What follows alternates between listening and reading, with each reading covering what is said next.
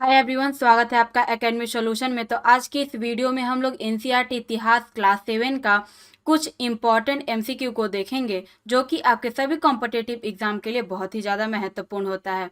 ये हमारा आज का पार्ट 7 है। इससे पहले 6 पार्ट तक वीडियो अपलोड कर दिए गए हैं और इसका प्लेलिस्ट भी बना दिया गया है। लिंक डिस्क्रिप्शन बॉक्स में दिया हुआ है, आप वहाँ से जाकर देख सकते हैं। अगर इस वीडियो का पीडीएफ चाहते हैं तो आप हमारे टेलीग्राम ग्रुप एकेडमी सॉल्यूशन को ज्वाइन कर सकते हैं। लिंक डिस्क्रिप्शन बॉक्स में दिया हुआ है, वहां से आप ज्वाइन कर सकते हैं।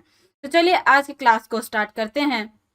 पहला क्वेश्चन है, औरंगजेब के बाद मुगल उत्तराधिकारियों के सामने जो आर्थिक राजनीतिक संकट उत्पन्न हुए, निम्नलिखित में से कौन सा कथन असत्य है? इसका सही आंसर है ऑप्शन सी, सूबेदारों का सैन्य प्रशासन एवं राजस्व कार्यालय में नियंत्रण का खत्म होना। ये गलत है। सूबेदार के रूप में नियुक्त अभिजात अक्सर राजस्व एवं सैन्य प्रशासन दोनों कार्यालयों पर नियंत्रण रखते थे। 1739 में ईरान के शासक नादिर शाह ने भारत के किस जगह पर आक्रमण करके उसे लूटा? इसका सही आंसर है ऑप्शन ए, दिल्ली। औरंगजेब के बाद मुगल साम्राज्य में पैदा हुए आर्थिक एवं राजनीतिक संकट के बीच ईरान के शासक नादिर शाह ने दिल्ली पर आक्रमण कर संपूर्ण नगर को लूट लिया था। नादिर शाह के आक्रमण के बाद किस अफगान शासक ने उत्तरी भारत पर 5 बार आक्रमण किया?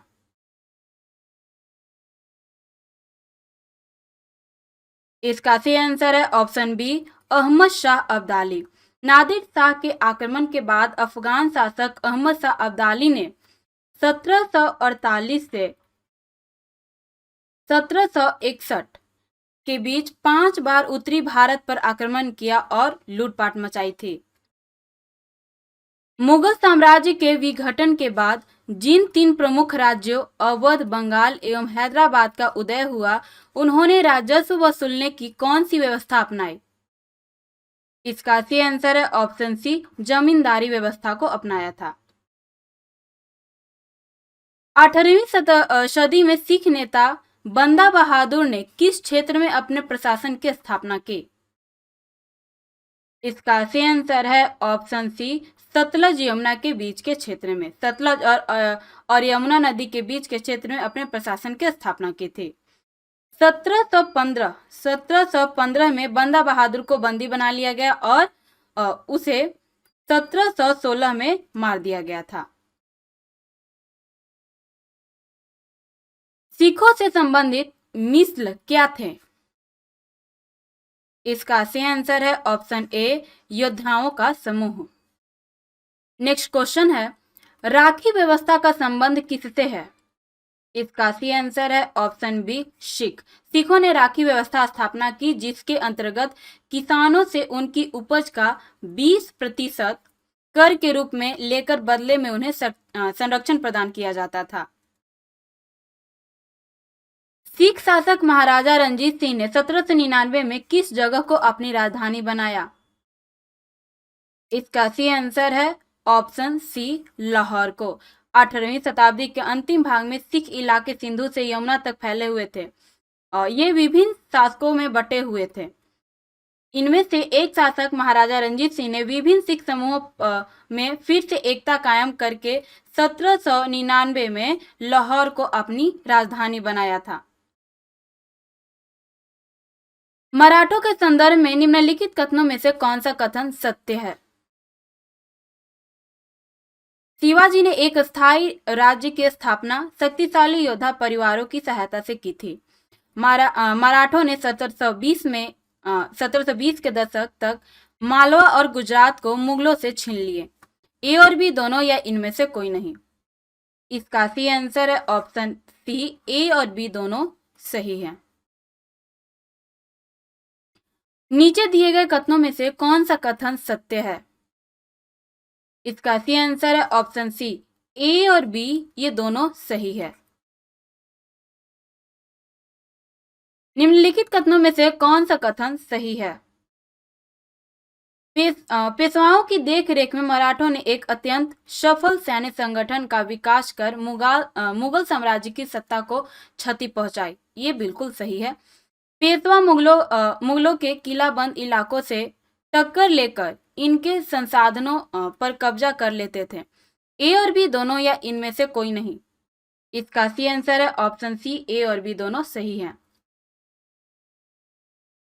चौथ कर और स्वदेशमुखी कर का संबंध किससे था? इसका सी आंसर है ऑप्शन डी, मराठा से। नेक्स्ट क्वेश्चन है, निम्नलिखित कथनों में से कौन सा कथन सही है? 1737 में बाजीराव प्रथम के नेतृत्व में दिल्ली पर धावा बोलने के बाद मराठा प्रभुत्व की सीमाएं तेजी से बढ़ी। मराठों ने उत्तर में राजस्थान और पंजाब, पूर्व में बंगाल और उड़ीसा तथा दक्षिण में कर्नाटक तथा तेलुगु प्रदेशों को अपने साम्राज्य में प्रत्यक्ष रूप से मिला लिया। ए और बी दोनों या इनमें से कोई नहीं। इसका सी आंसर है ऑप्शन सी, ए और बी दोनों सही हैं। 1761 में मराठों की पानीपत की तीसरी लड़ाई में मराठों की पराजय का प्रमुख कारण क्या था? इसका सी आंसर है ऑप्शन बी, मराठों के सैन्य अभियान के कारण अन्य शासकों का उनके खिलाफ हो जाना।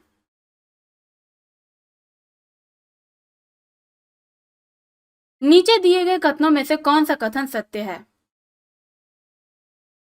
इसका सी आंसर है ऑप्शन ए, मालवा में मराठा अभियानों ने उस क्षेत्र में स्थित शहरों के विकास एवं समृद्धि को कोई हानि नहीं पहुंचाई। ये बिल्कुल सही है। किस जाट नेता के राज्य में भरतपुर शक्तिशाली राज्य के रूप में उभरा?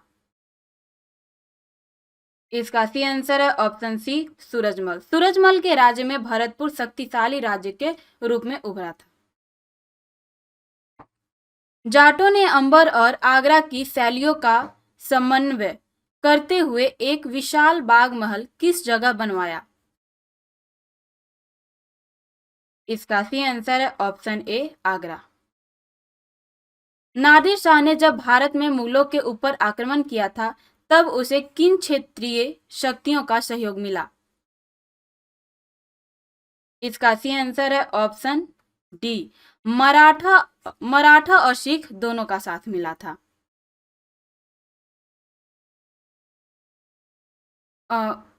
1739 में 1739 में जब नादिर शाह ने दिल्ली पर हमला किया था तब उसके पुत्र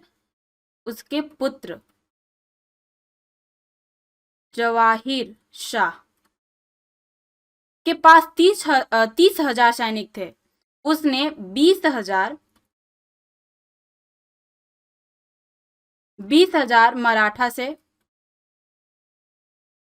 और 15,000 सैनिक सिखों से लिए थे। मराठा साम्राज्य का काफी विस्तार हुआ, इसका समय था। इसका सी आंसर है ऑप्शन ए, 1720 से 1761 तक। 18वीं शताब्दी के अंतिम भाग में सिख इलाके सिंधु से कहां तक फैले हुए थे? इसका सी आंसर है ऑप्शन सी, यमुना तक। मुगल साम्राज्य के विघटन के पश्चात बने 3 प्रमुख राज्यों तथा उनके संस्थापक के संदर्भ में कौन से सही सुमेलित हैं? इसका सी आंसर है ऑप्शन डी, ए और बी ये दोनों सही सुमेलित हैं। ये अवध का अजीजुद्दीन नहीं, ये होगा सादत खां। इन्होंने सादत खां को 1722 में अवध का सूबेदार नियुक्त किया गया था। अवध राज्य की स्थापना किसने की थी? इसका सी आंसर है ऑप्शन सी, सादत खां। सादत खां को अवध का सूबेदार नियुक्त किया गया था। इसका सी आंसर है ऑप्शन बी, 1722 में। उत्तर भारत और बंगाल के बीच व्यापार का मुख्य मार्ग कहां से होकर गुजरती थी? इसका सी आंसर है ऑप्शन डी, गंगा नदी से होकर गुजरती थी। किस नदी के बीच के क्षेत्र में अपने प्रशासन की स्थापना की? इसका सी आंसर है ऑप्शन बी, सतलज और यमुना नदी के बीच। तो ये थे आज के हमारे कुछ महत्वपूर्ण प्रश्न। उम्मीद करेंगे कि आपको पसंद आएगा। अगर वीडियो अच्छा लगे तो अपने दोस्तों के साथ इसे शेयर जरूर कीजिएगा, लाइक जरूर कीजिएगा। अगर इस वीडियो का पीडीएफ चाहते हैं तो आप हमारे टेलीग्राम ग्रुप को ज्वाइन कर सकते हैं, लिंक डिस्क्रिप्शन बॉक्स में दिया हुआ है। अगर हमारे चैनल पे आप नए हैं तो हमारे चैनल को सब्सक्राइब जरूर करें, ताकि आने वाले हर वीडियो का नोटिफिकेशन आपको टाइम टू टाइम मिलता रहे। तो मिलते हैं हम लोग नेक्स्ट वीडियो में।